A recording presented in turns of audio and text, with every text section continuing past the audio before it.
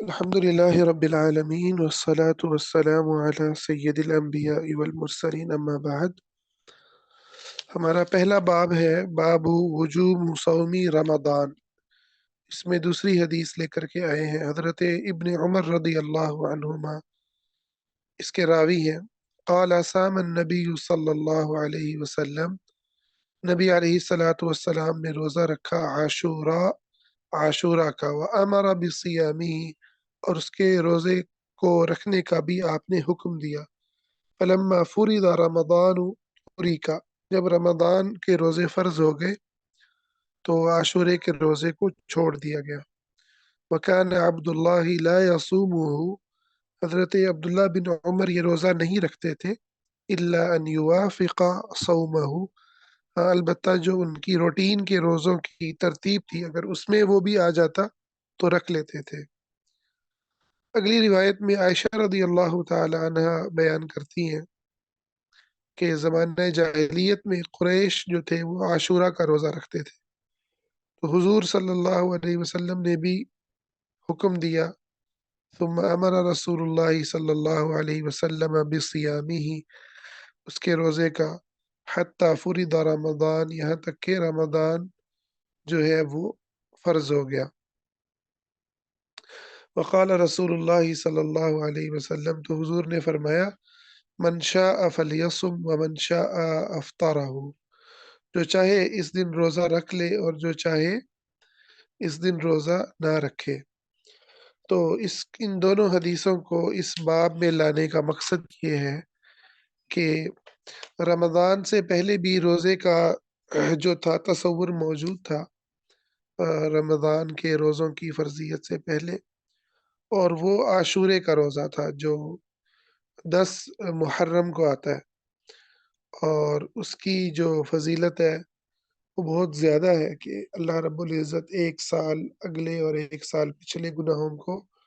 معاف فرماتے ہیں۔ اور اس کا جو تعلق ہے وہ حضرت موسیٰ علیہ الصلاۃ والسلام کے واقعے کے ساتھ ہے کہ انہیں اللہ تعالیٰ نے نجات دی فرعون کے ظلم سے اس دن، تو اس وجہ سے نبی کریم صلی اللہ علیہ وسلم اس دن کا روزہ رکھا کرتے تھے اور کہتے تھے کہ ہم زیادہ حقدار ہیں یہودیوں کی نسبت کہ ہم اپنے بھائی کے ساتھ تعلق کا اظہار کریں۔ تو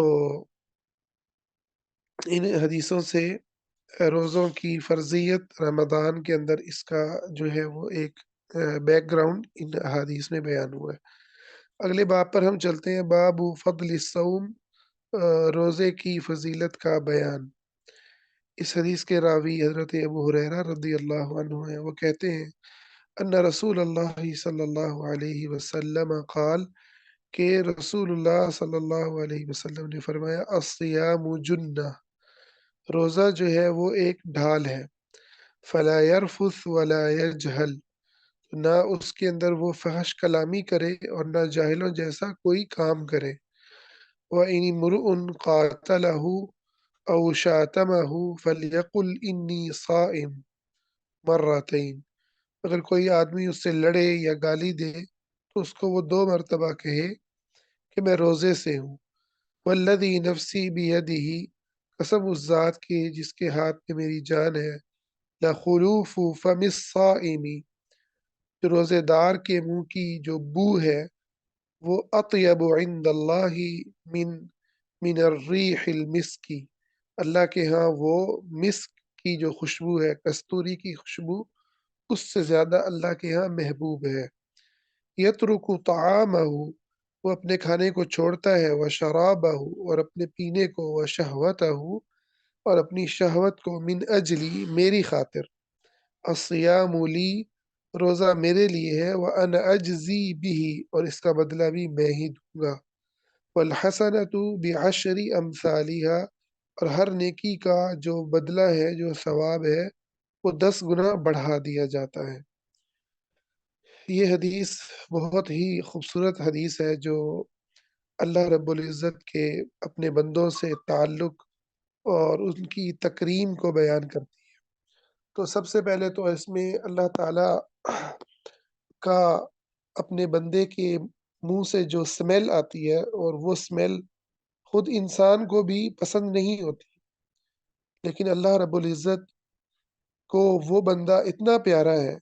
اور دیکھیں آپ لفظ ذرا غور کریں کہ اللہ تعالیٰ کیسے جو ہے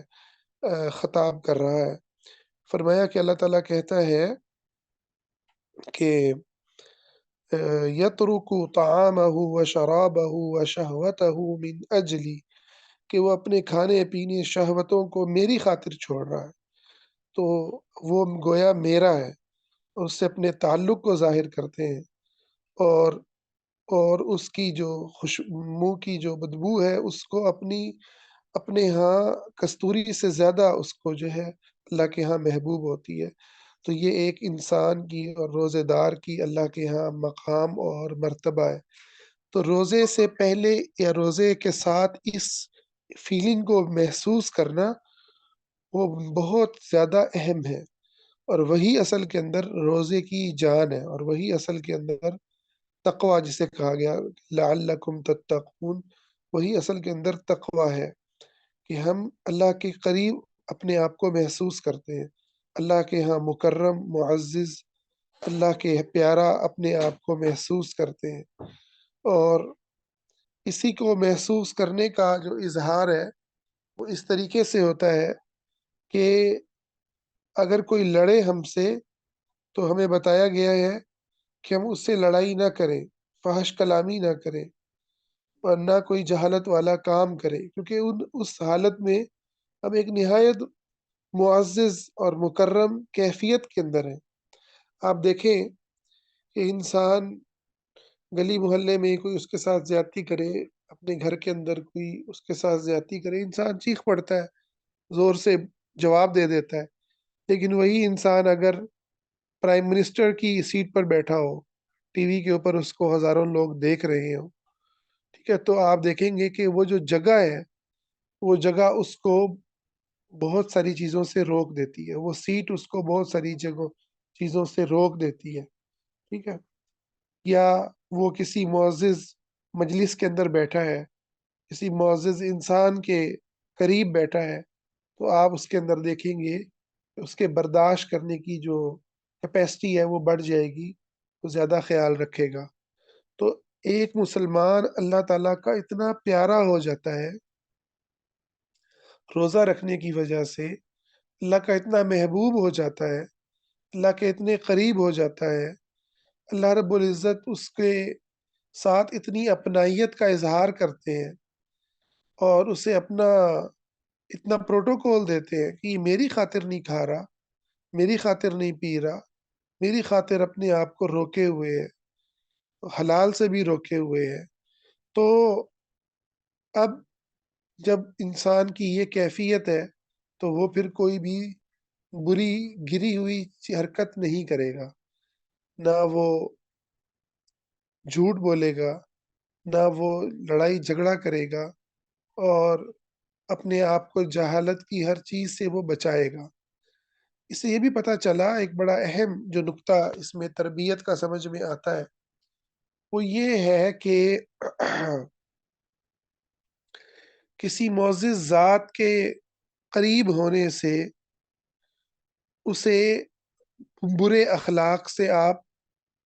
بچا سکتے ہیں، یعنی یہ اس کو جتنا آپ سوچیں گے نا یہ اتنی گہری بات ہے جو اس حدیث کے اندر بیان ہوئی ہے کہ جب آپ یہ محسوس کرتے ہیں کہ خدا میری تعریفیں کر رہا ہے،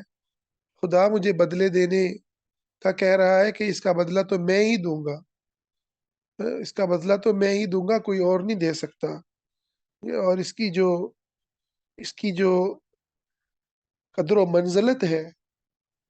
اس کا مجھے پتہ چلے گا جب میں خدا سے ملوں گا۔ تو انسان اپنے آپ کو بلند فیل کرتا ہے،